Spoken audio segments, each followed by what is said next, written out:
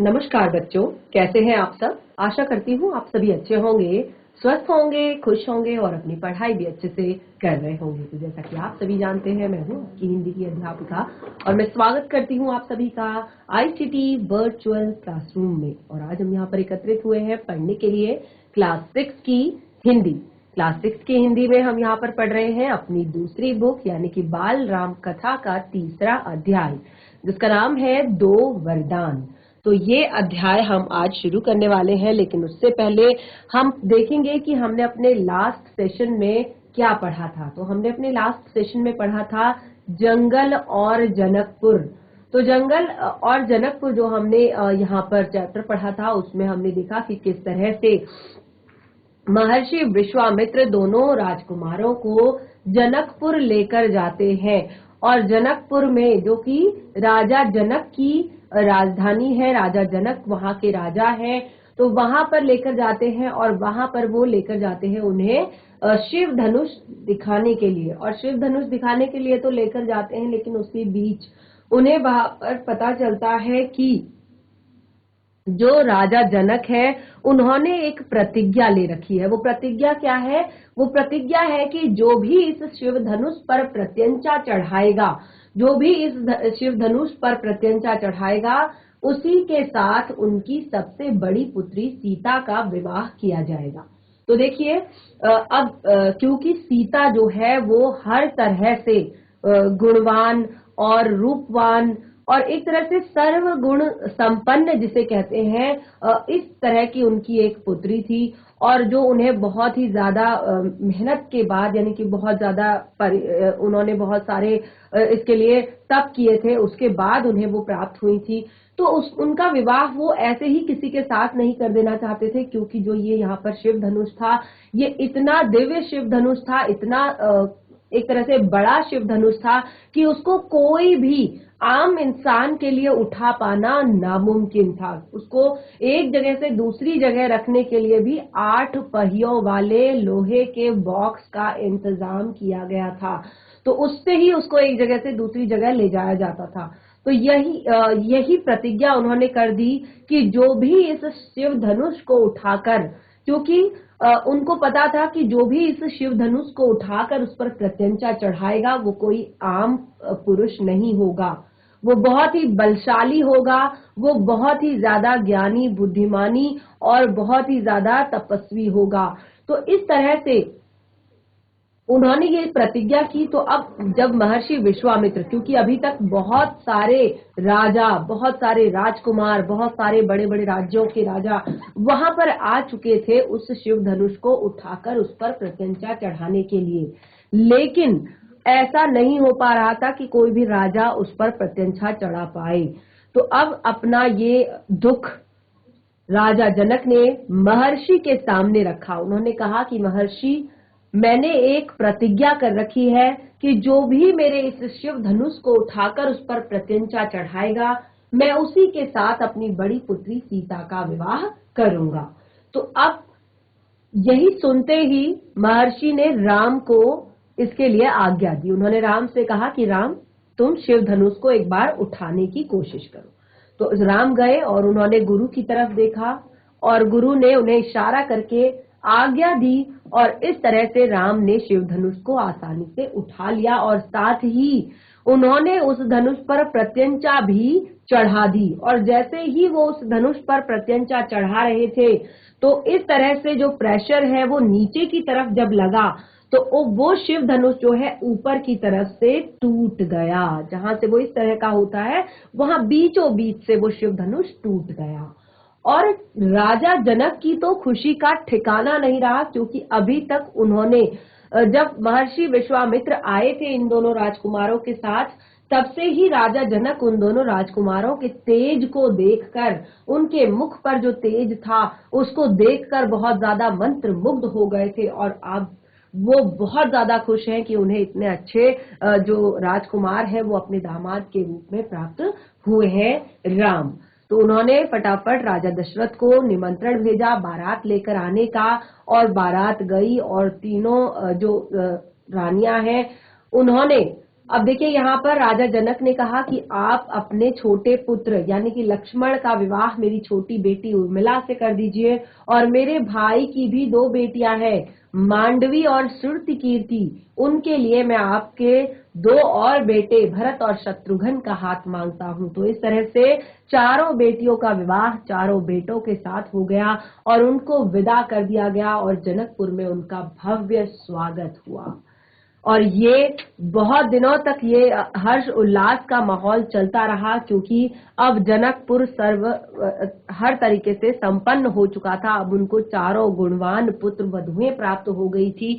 और अब देखिए क्या हुआ, इतना सब कुछ होने के बाद देखिए इंसान की जो इच्छाएं हैं, भले ही वो राजा हो चाहे कोई भी हो, इच्छाएं कभी भी समाप्त नहीं होती, क्योंकि वो एक राजा है और अब उन्हें अपने पुत्र का राज्याभिषेक करना है, अपने पुत्र को राजगद्दी देनी है। क्योंकि वैसे ही शुरुआत में मैंने आपको बताया था कि जो राम लक्ष्मण भरत शत्रुघ्न है, चारों राजा दशरथ के बुढ़ापे की संतान है, यानी कि उनकी संतान काफी आयु के बाद हुई थी। एक तरह से जब वो वृद्धावस्था की ओर अग्रसर हो रहे थे तब उनकी ये संतानें हुई थी। तो अब उनकी एक ही इच्छा थी कि जब तक वो जीवित है उससे पहले राम का राज्याभिषेक, क्योंकि राम उनके बड़े पुत्र है। और देखिए जब भी किसी राजा के बाद उसकी गद्दी अगर उनके पुत्रों को दी जाती है तो सबसे बड़े पुत्र का हक सबसे पहले बनता है। तो राजा दशरथ के मन में अब एक ही इच्छा थी, ध्यान पूर्वक सुनिएगा, वो इच्छा थी राम का राज्याभिषेक। वो राम का राज्याभिषेक करना चाहते थे, राम को युवराज का पद देना चाहते थे। अयोध्या लौटने के बाद से ही उन्होंने राम को राजकाज में शामिल करना शुरू कर दिया था, यानी कि विवाह के उपरांत जब राम अयोध्या लौटे थे तो उन्होंने राम को राजकाज के लिए एक तरह से सिखाना शुरू कर दिया था। तो उस समय से ही राम जो है इस जिम्मेदारी को बहुत अच्छे से निभा रहे थे, यानी कि वो जो भी काम उन्हें दिया जाता था उसे बहुत ही अच्छे से निभा रहे थे। और दूसरा, उनकी विनम्रता, उनकी विद्वता, उनके पराक्रम का लोहा सभी मानते थे, यानी कि राम की विनम्रता, बहुत ही विनम्र थे, सबके लिए बहुत दयालु थे, और साथ ही विद्वता, बहुत बड़े विद्वान थे, हर तरह की शिक्षा दीक्षा में निपुण थे। शास्त्र विद्या हो, शस्त्र विद्या हो, अस्त्र विद्या हो या किसी भी तरह की घर विद्या में वो निपुण थे। और दूसरा, पराक्रम, इस सभी का लोहा सभी मानते थे और प्रजा उनको बहुत चाहती थी। राजा दशरथ के तो वो प्राणों से भी प्यारे थे। अब दरबार में राम का सम्मान निरंतर बढ़ रहा था, और क्योंकि अब तो विवाह भी हो चुका था और राम हर तरह की जिम्मेदारियों को बहुत अच्छे से संभाल रहे थे। और देखिए इस तरह से दरबार में अब उनका जो एक तरह से सम्मान है वो लगातार बढ़ रहा था। और राजा दशरथ अब वृद्ध हो चले थे, और मुनि वशिष्ठ जो उनके कुल गुरु हैं, मुनि वशिष्ठ से विचार विमर्श के बाद उन्होंने दरबार में कहा, अब उन्होंने दरबार बुलाया और उन्होंने दरबार में कहा, क्या कहा, मैंने लंबे समय तक राजकाज चलाया है, जैसा बन पड़ा, यानी कि मैंने काफी लंबे समय से मैं राजकाज चला रहा हूँ, मुझसे जैसा बन पड़ा मैंने वैसा किया, लेकिन अब मेरे अंग स्थिर हो चुके हैं, यानी कि अब मेरे शरीर के अंग जो है वो इतने काम नहीं कर पाते हैं, क्योंकि वो वृद्ध हो चुके हैं। उनके अंग अब वो ऐसा नहीं है कि अब वो किसी को युद्ध के लिए चुनौती दे सके या अपने राज्य में घूम सके, अपने राज्य की सूचना ले सके या बहुत देर तक किसी सभा में बैठ सके। तो अब इस तरह से वो कहते हैं मेरे अंग जो है स्थिर हो गए हैं, मैं वृद्ध हो चला हूँ और मैं चाहता हूँ कि यह कार्यभार मैं राम को सौंप दूं। अगर आप सब सहमत हो तो राम को युवराज का पद दे दिया जाए, क्योंकि देखिए वो अब सभा बुलाई गई है और सभा में राम को युवराज का पद देने की बात की है। और फिर उन्होंने एक और बात इस पर की, उन्होंने कहा अगर आपकी राय इससे भिन्न है, देखिए ऐसा नहीं कि मैं अपना अपना मन आप पर थोप रहा हूं कि मुझे राम को ही राजा बनाना है। ऐसा नहीं है। अगर आप मेरी बात से सहमत नहीं है, अगर आप नहीं चाहते कि राम को राज्य दिया जाए, या आप नहीं चाहते कि मैं अभी जल्दी से इस राज सिंहासन को छोड़ दूं, तो आप वो भी राय रख सकते हैं। मैं उस पर भी विचार करने को तैयार हूं, यानी कि मैं कुछ और भी ऑप्शन इसके लिए आप लोगों को देता हूं। तो सभा में तुमुल ध्वनि से राजा दशरथ के प्रस्ताव का स्वागत किया गया। सबने बहुत अच्छे से तालियां बजाई और राजा दशरथ के प्रस्ताव का स्वागत किया गया, क्योंकि राम जो थे सबके प्रिय थे और न्याय प्रिय थे, विनम्र थे, साहसी थे, पराक्रमी थे, विद्वान थे। तो ऐसा गुण उनमें, मतलब ऐसा कोई भी गुण नहीं था जो राम में नहीं था। तो वो राजा बनने के लिए बिल्कुल काबिल थे। राम की जय जयकार होने लगी। अब पूरे राज्य में जो है राम की जय जयकार होने लगी और राजा दशरथ इसे थोड़ी देर तक सुनते रहे संतोष के साथ। यानी कि अब जब क्योंकि राम के राज्याभिषेक की बात की जाने लगी, राम को युवराज बनाने की बात की जाने लगी, तो सभी लोग राम की जय जयकार करने लगे और राजा दशरथ को ये सुनकर काफी संतोष हुआ, काफी अच्छा लगा, काफी सुकून मिला कि सबने मेरे फैसले का सम्मान किया और सभी राम को एक तरह से इस पद के लिए सुयोग्य मानते हैं। और उन्होंने ये सारी बातें सुनी और फिर कहा, शुभ काम में देरी नहीं होनी चाहिए। यानी कि हमें अब बहुत ज्यादा देर नहीं करनी चाहिए, क्योंकि ये तो बहुत ही ज्यादा शुभ काम है, बहुत ही अच्छा काम है, तो हमें शुभ काम में देरी नहीं करनी चाहिए। मेरी इच्छा है कि राम का राज्याभिषेक कल सुबह ही कर दिया जाए। अब क्योंकि वो चाहते थे कि देखिए, नगर जो है सब चीजों से संपूर्ण था। ऐसा नहीं था कि ये व्यवस्था कहाँ से होगी, ये कहाँ से होगा, वो कहाँ से होगा, ये कहाँ से आएगा, वो कहाँ से। तो उन्होंने कहा कि मेरी इच्छा है कि ये राज्याभिषेक कल सुबह ही हो जाए, क्योंकि शुभ काम में देर नहीं करनी चाहिए। यह समाचार पलक झपकते ही पूरे नगर में फैल गया। हर जगह बस यही चर्चा थी। यानी कि ये जो पूरा समाचार था अब पलक झपकते ही पूरे राज्य में फैल गया और हर जगह बस यही चर्चा चल रही थी कि राम का राज्याभिषेक होने वाला है, भगवान राम युवराज बनने वाले हैं। तो राज्याभिषेक की तैयारियां जोरों शोरों से शुरू हुई और भरत और शत्रुघ्न उस समय पर अयोध्या में नहीं थे। भरत और शत्रुघ्न जो थे उस समय पर अयोध्या में नहीं थे, वह अपने नाना कैकय राज के यहाँ गए हुए थे। उस समय पर भरत और शत्रुघ्न अपने घर पर नहीं थे, वो अपने नाना के घर गए हुए थे, कैकय राज के यहाँ गए हुए थे। ध्यान पूर्वक सुनिएगा, लास्ट सेशन में भी मैंने आपसे काफी प्रश्न किए थे बीच बीच में, और अगर आप ध्यान से सुनेंगे तो आपको सभी प्रश्नों के उत्तर आसानी से आ जाएंगे।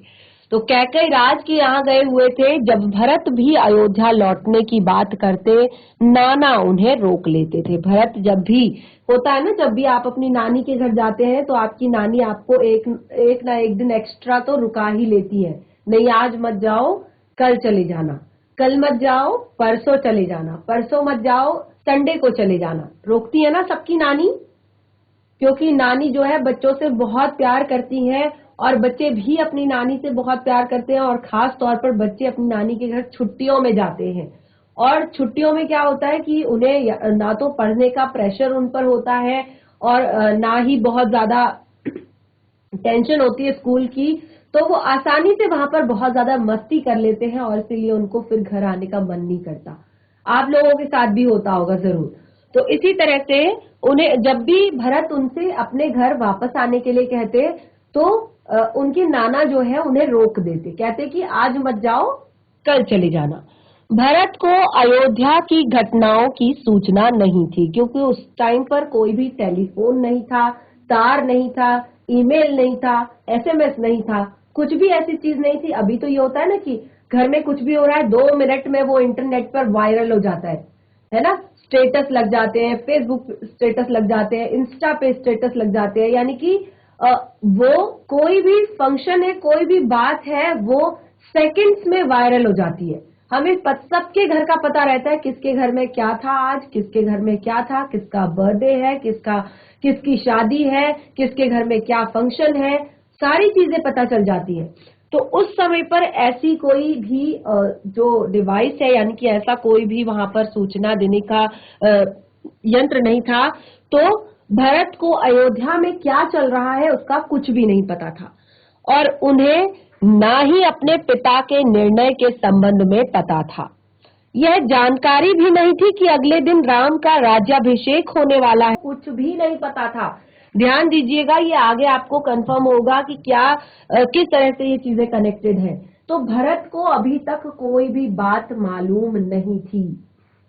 कैकई से एक दिन में भरत और शत्रुघ्न का कैकई से एक दिन में भरत और शत्रुघ्न का आना संभव नहीं था, क्योंकि उस टाइम पे इतनी सुपर फास्ट ट्रेनें भी नहीं थी, बसें भी नहीं थी, और फ्लाइट भी नहीं थी, ऐसी कोई चीज नहीं थी। घोड़ा गाड़ी, रथ, बैलगाड़ी, ये सभी चीजों से आना जाना होता था, और जो बहुत दूरी की यात्रा होती थी वो 3 से 4 दिन में पूरी की जाती थी। तो एक दिन में कैकई राज्य से वापस आना भरत शत्रुघ्न के लिए मुमकिन नहीं था, संभव नहीं था। और राजा दशरथ ने इस संबंध में राम से चर्चा की। तो अब राजा दशरथ ने इस बारे में, क्योंकि राजा दशरथ के लिए देखिए, भले ही वो राम को बहुत ज्यादा प्रेम करते हैं, राम उनके बड़े पुत्र हैं, और भले ही वो राम को राजा बनाना चाहते हैं, लेकिन अपने, देखिए कहते हैं ना कि अपने लिए तो अपनी चारों उंगलियां, भले ही हमें दिखने में ये छोटी बड़ी लगती है ना, दिखने में छोटी बड़ी, लेकिन हमारे लिए तो ये चारों ही समान है। अगर चोट चाहे किसी भी उंगली में लगे, दर्द तो समान ही होगा, एक जैसा होगा। तो उस टाइम पे उन्होंने राम से इस बारे में बात की, क्योंकि उन्होंने देखा कि मैंने बहुत जल्दी जल्दी में निर्णय तो ले लिया कि कल सुबह राज्याभिषेक होने वाला है, लेकिन उन्होंने ये कहा कि भरत यहाँ पर नहीं है, पर मैं चाहता हूं कि राज्याभिषेक का कार्यक्रम रोका ना जाए। अब देखिए, उनके मन में तो था कि भरत यहाँ पर नहीं है, अगर क्योंकि राम अपने भाइयों से बहुत अधिक प्रेम करते हैं, और इस तरह से मैं चाहता हूं कि तुम अपने मन में कुछ गलत ना लो, अपने मन में कुछ गलत ना सोचो। तो मैं चाहता हूं कि राज्य का राज्याभिषेक जो है, यानी कि कल सुबह जो राज्याभिषेक होना है, वो रोका ना जाए। अब राज्याभिषेक की तैयारियां रानी कैकई की दासी ने भी देखी। अब ये सारी तैयारियां जो हो रही थी, इन सारी तैयारियों को जो रानी कैकई थी, यानी कि भरत और शत्रुघ्न की जो माता थी रानी कैकई, नहीं, यहाँ पर जो रानी कैकई थी उनके पुत्र थे भरत। तो भरत की जो माता थी रानी कैकई, उनकी जो दासी थी मंथरा, उसने भी ये सारी तैयारियां देखी, और उसको अचानक से, क्योंकि हर एक को वहां पर बहुत सारे वहां पर सेवक होते थे, तो सबको जाकर ये बात तो नहीं बताएंगे। तो अब उसने देखा कि महल में अचानक काफी चहल पहल स्टार्ट हो गई है, और ये सारी चहल पहल, ये सारी तैयारियां बहुत तेजी से की जा रही हैं, बहुत जोरों शोरों से की जा रही है। तो उसको ये कारण समझ में नहीं आया। उसने कहा, आखिर ये चल क्या रहा है महल में, ये क्या किया जा रहा है, अचानक इतनी जल्दी से इतनी तैयारियां किसके लिए हो रही है। और उसने इसे कोई अन्य अनुष्ठान समझा। उसको लगा, क्योंकि ये तो राजमहल है, यहाँ पर आए दिन कुछ न कुछ अनुष्ठान होते रहते हैं, तो उसने इसे कोई अन्य अनुष्ठान समझा। पर क्योंकि वो देखिए, होता है ना, किसी की जो थिंकिंग होती है वो किसी भी चीज में हमेशा नेगेटिव ही जाती है, नकारात्मक सोच जिसको हम कहते हैं। नकारात्मक सोच जब होती है, जब इंसान की सोच नकारात्मक होती है, तो वो अच्छी चीजों को भी देखता है तो उसको वो भी खराब ही लगती है। इसलिए कहते हैं कि हमेशा अपनी सोच को पॉजिटिव बनाकर रखिए। तो अब उसको लगा कि ये सारी तैयारियां हो रही है, ये क्यों हो रही है, शायद कोई अनुष्ठान होगा, लेकिन इतनी रौनक, ऐसी सजावट और ऐसा कुछ उसने अन्य अनुष्ठानों में नहीं देखा था। उसने देखा कि यार आज तक तो ऐसी रौनक, ऐसी सजावटें और ऐसा कुछ उसने किसी भी अनुष्ठान में नहीं देखा।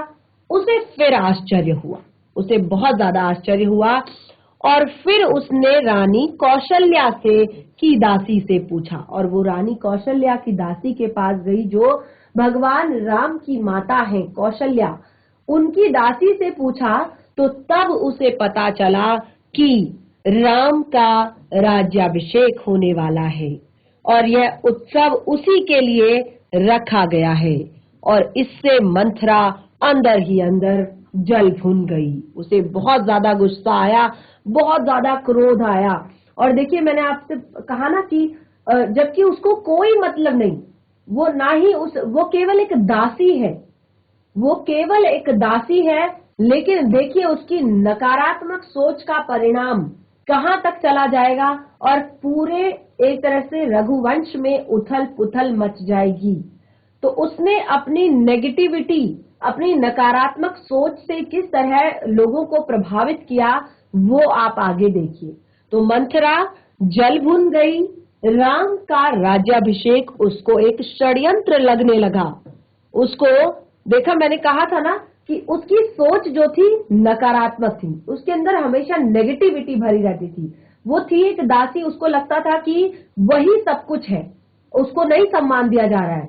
तो उसको ये सारी चीजें एक षड्यंत्र लगने लगी। जबकि देखिए, प्रजा का एक एक व्यक्ति राम को राजा बनाना चाहता था, स्वयं राजा दशरथ राम को राजा बनाना चाहते थे, और सभा में कोई भी ऐसा व्यक्ति नहीं था जो इस बात के खिलाफ था। लेकिन उसको षड्यंत्र लगा रानी कैकई के विरुद्ध, जबकि रानी कैकई स्वयं भी राम से बहुत अधिक प्रेम करती थी।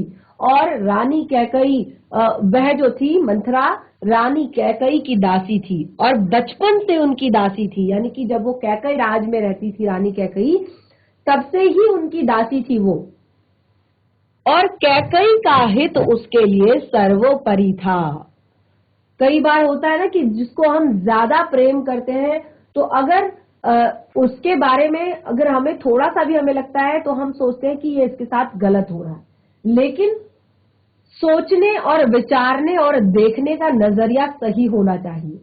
तो उसको कैकई का हित उसके लिए सर्वोपरि था। मंथरा उसे अपना हित मानती थी कि कैकई को उसका हित मिल जाए। मंथरा उसको अपना हित मानती थी कि ये मेरा काम है कि मैं उसको हमेशा अच्छा अच्छा अच्छा। जीजीआईसी भटेलिया। मैम, बालराम कथा। यस, बाल राम कथा में क्या पढ़ रहे हैं? मैम, 2 वरदान। यस। तो बच्चे ध्यान पूर्वक सुनिए और अच्छे से पढ़िए। एक बार रीडिंग करेंगे आप? रीडिंग करेंगे?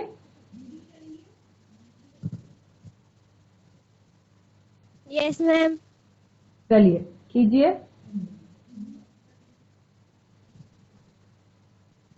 दो वरदान। राजा दशरथ के मन में अब एक ही इच्छा कहाँ से बची पढ़ना थी। स्टार्ट कर रहे हैं राम। बच्चे आप? कहाँ से पढ़ना मैम, स्टार्ट कर रहे हैं आप? Ma'am, first paragraph. आपको अपनी स्क्रीन पर दिखाई दे रहा है हम कहाँ पर पढ़ रहे थे?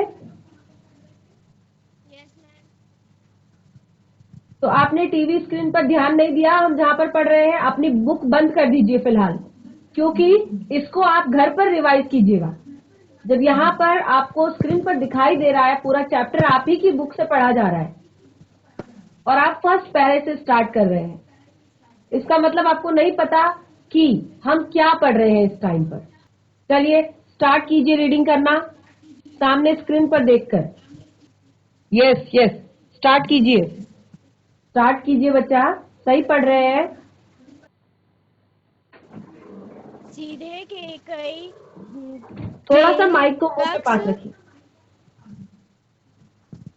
मुंह के पास रखिए थोड़ा सीधे सा। के यस यस। सीधे केकई के कक्ष में वह हाँप रही थी। क्रोध से चेहरा लाल था। भागने के कारण सांस उखड़ रही थी। उसने रानी केकई को सोते हुए देखा।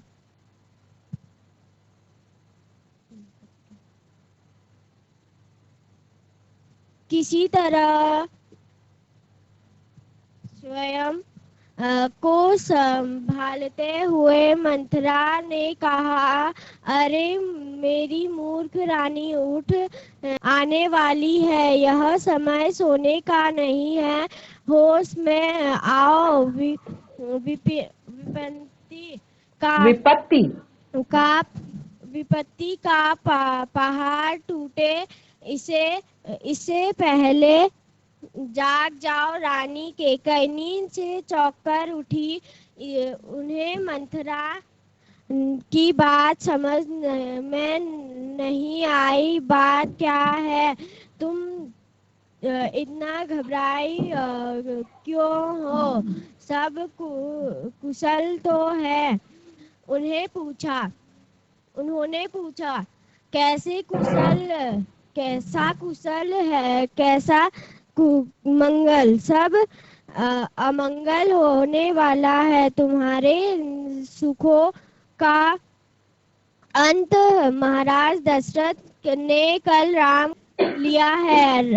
अब राम युवराज होंगे। यह तो बहुत शुभ समाचार है। केकई ने प्रसन्नता से अपने गले का हार उतारकर मंथरा को दे दिया। मैं बहुत प्रसन्न हूँ। राम युवराज पद के लिए हर तरह से योग्य है। रानी बस वेरी गुड, बहुत अच्छे। बैठ जाइए बच्चा। तो इसको पहले क्लियर कर देते हैं, फिर आगे पढ़ेंगे। तो यहाँ पर देखिए, जब रानी कैकई भी उसे बहुत मानती थी, तो इस तरह से अब वो क्रोध से आग बबूला हो गई। यानी कि उसको बहुत गुस्सा आया। उसके अंदर नेगेटिविटी थी, नकारात्मकता थी। वो इतने अच्छे वातावरण, इतने अच्छे माहौल को सहन नहीं कर पाई और उसके अंदर बहुत क्रोध बन गया और वो भागकर रनिवासों की ओर भागी। रनिवासों यानी कि जहां पर रानियों का, क्योंकि 3 रानियां थी, उनके अलग अलग निवास स्थान थे और उनकी दासियों के निवास स्थान थे। तो वहां पर वो गई और सीधे कैकई के कक्ष में गई। रानी कैकई के कक्ष में चली गई और वो बहुत हाँफ रही थी, बहुत तेजी से भागी और क्रोध से उसका चेहरा लाल पड़ा हुआ था। भागने के कारण उसकी सांसें उखड़ रही थी और जब उसने वहां पर जाकर देखा, रानी कैकई तो सो रही है। और देखिए, क्योंकि वो रानी के साथ बचपन से थी, तो उसने बिल्कुल भी किसी तरह की इजाजत मांगने की एक तरह से इजाजत मांगने की उसने आवश्यकता नहीं समझी। रानी को न जगाने की उसने आवश्यकता नहीं समझी। वो बचपन से उनके साथ थी। तो उसने क्या किया, सीधे बोलना शुरू कर दिया, अरे मेरी मूर्ख रानी, उठ, तेरे ऊपर भयानक विपदा आने वाली है। यह समय सोने का नहीं है। होश में आओ। विपत्ति का पहाड़ टूटे इससे पहले जग जाओ। रानी कैकई नींद से चौंक कर उठी। उन्हें लगा कि ऐसा क्या हो गया, ऐसा क्या हो गया कि जो मंथरा ऐसी बातें कर रही है। उन्हें मंथरा की बात बिल्कुल भी समझ में नहीं आई, क्योंकि जैसे मैंने आपको बखान किया है अयोध्या का स्टार्टिंग में, अवधपुरी में राम जो हमारा चैप्टर है, तो वहां पर तो दुख और विपदा दूर दूर तक नहीं थे। तो ऐसी क्या परेशानी, ऐसी क्या विपदा केवल और केवल रानी कैकई पर आने वाली थी। उन्हें ये बात समझ में नहीं आई। क्या बात है, तुम इतनी घबराई हुई क्यों हो? सब कुशल तो है? तो रानी कैकई ने उनसे पूछा कि क्या बात है, तुम इतनी घबराई क्यों हो? सब कुशल है?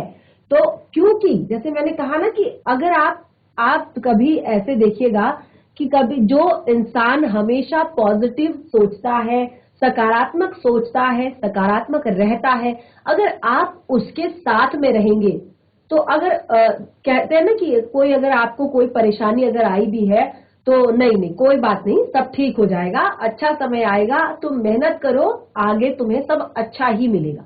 ठीक है, एक तो ये बात हो गई। एक, अगर आप परेशानी में हैं तो दूसरा, अभी तो इतने कम नंबर आए हैं और अगर नहीं पढ़ोगे तो और बेकार हो जाओगे, फेल हो जाओगे, ये हो जाएगा, वो हो जाएगा। ठीक है, ये है नकारात्मकता। ठीक है, तो अगर आपको पॉजिटिवली ट्रीट किया जाए, अगर आपको सकारात्मक बातें बताई जाए, अगर आपको अच्छी जो चीजें हैं वो बताई जाए, तो आपको भी लगेगा कि हाँ यार कर सकता हूं मैं। लेकिन अगर आपको नकारात्मक चीजें बताई जाए तो आप कहेंगे नहीं मुझसे नहीं होगा, अभी तो मैं फेल हो गया हूं, अभी केवल इतना सिलेबस था, इसी में मैं फेल हो गया, आगे तो और भी सिलेबस होगा, तब तो मैं बिल्कुल नहीं कर पाऊंगा। तो क्या होता है कि जो हमारे आसपास का जो माहौल होता है वही हमें क्या करता है, इफेक्ट करता है। तो इसीलिए कहते हैं कि अपनी सोच को हमेशा सकारात्मक रखना चाहिए। देखिए मंथरा की एक केवल ये नेगेटिविटी ने, इस नकारात्मकता ने क्या प्रभाव डाला, आगे देखिए। अब उसने कहा कैसा कुशल, कैसा मंगल, सब कुछ अमंगल होने वाला है, तुम्हारे सुखों का अंत होने वाला है। और महाराज दशरथ जो है कल राम का राज्याभिषेक करने का निर्णय उन्होंने लिया है। अब अगले जो युवराज हैं वो राम होंगे। तो क्योंकि रानी कैकई जो है राम से बहुत अधिक प्रेम करती थी, अपने पुत्र भरत से भी ज्यादा प्रेम करती थी, तो वो बहुत ज्यादा खुश हुई। उन्होंने कहा यह तो बहुत ही शुभ समाचार है, और अपने गले से एक हार निकालकर मंथरा को उतार कर दे दिया और प्रसन्न हुई और कहा कि मैं बहुत प्रसन्न हूँ, राम युवराज पद के लिए हर तरह से योग्य है। यानी कि राम जो है हर तरह से योग्य है, ये बात रानी कैकई को भी पता है। लेकिन अब मंथरा देखिए अपनी नेगेटिविटी किस तरह से फैलाती है और किस तरह से उनकी भी सोच को खराब करती है। कहती है रानी तुम्हारी बुद्धि फिर गई है, तुम्हारी मति मारी गई है, सवाल राम की योग्यता का नहीं है, राजा दशरथ के षड्यंत्र का है, तुम्हारे अधिकार छीनने का है। मंथरा ने हार को दूर फेंकते हुए कहा, क्योंकि वो एक तरह से रानी कैकई पर अपना हक जताती थी, क्योंकि वो सोचती थी कि बचपन से उसने पाला पोसा है, बड़ा किया है और आज तक वो रानी कैकई की दासी है, तो एक तरह से वो अपना सब कुछ थोपती थी उन पर। तो अब वो अपनी नेगेटिविटी, अपनी नकारात्मकता फैलाने लगी है और कहती है कि ये राजा दशरथ का षड्यंत्र है तुम्हारे अधिकार छीनने का, और अपना जो रानी कैकई द्वारा दिया गया हार था उसे दूर फेंक दिया और कहा यह षड्यंत्र नहीं तो क्या है, कल सुबह राज्याभिषेक है और भरत को जानबूझकर ननिहाल भेज दिया गया है, समारोह के लिए बुलाया तक नहीं। देखिए अगर आज की जैसी ये बात होती तो उसी टाइम फोन कर देते तो शायद पॉसिबल था कि कल तक पहुंच जाए कोई भी, ठीक है। लेकिन उस टाइम पे ये बिल्कुल भी पॉसिबल नहीं था कि दशरथ जो है भरत को अगले दिन ही बुला लें। तो उस टाइम पे उन्होंने एक तरह से सूचना भेज दी गई, लेकिन पॉसिबल बिल्कुल भी नहीं था कि कल ही भरत पहुंच जाएं। तो उन्होंने कहा कल सुबह राज्याभिषेक है और भरत को जानबूझकर ननिहाल भेज दिया गया है और समारोह के लिए बुलाया तक नहीं। और इस तरह से अब वो धीरे धीरे कैकई को अपने वश में करने लगी। कैकई का स्वर उग्र हो गया, लेकिन कैकई जो है वो तो एक तरह से बहुत अच्छी थी, बहुत सुलझी हुई थी, बहुत सकारात्मक उनके विचार थे। वरना देखिए वो राजा दशरथ की 3 रानियों में से एक थी, अगर उन्हें इसी तरह के विचार रखने थे तो आज तक राजा दशरथ का घर पहले ही टूट चुका होता। लेकिन उनके ऐसे विचार बिल्कुल भी नहीं थे। और तुझे इसमें षड्यंत्र दिखाई देता है, इसमें षड्यंत्र नहीं है, राम के बाद भरत ही राजा बनेंगे और राज्य सर्वदा ज्येष्ठ पुत्र को ही मिलता है। तो उसने कहा कि राम के बाद ही भरत राजा बनेंगे, यानी कि राज्य अगर जब एक राजा के अगर 4 पुत्र हैं, 3 पुत्र हैं या 2 पुत्र हैं, तो राज्याभिषेक सबसे पहले जो है बड़े पुत्र का ही होता है। उसके बाद अगर बड़ा पुत्र अयोग्य है या किसी कारणवश वो राजा बनने के लायक नहीं है, तो तब उससे छोटे पुत्र को राज्य दिया जाता है। तो यहाँ पर उस जो कैकई का स्वर था वो थोड़ा सा उग्र हो गया, उन्हें गुस्सा आ गया कि तुम राम के बारे में या राजा दशरथ के बारे में ऐसी बातें क्यों कर रही हो, क्योंकि वो मुझे माँ के समान मानता है और तुम्हें इसमें षड्यंत्र दिखाई दे रहा है।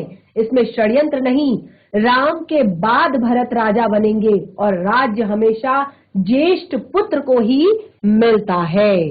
तो देखिए इतनी सुंदर बातें यहाँ पर कैकई के द्वारा कही गई, लेकिन आगे क्या होता है? क्या सचमुच कैकई इस बात के लिए मान जाएंगी कि राम का राज्याभिषेक कर दिया जाए?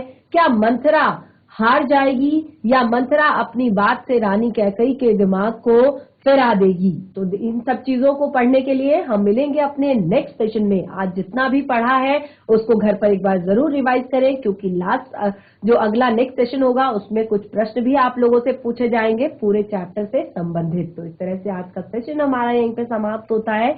तब तक के लिए धन्यवाद। आपका दिन शुभ हो।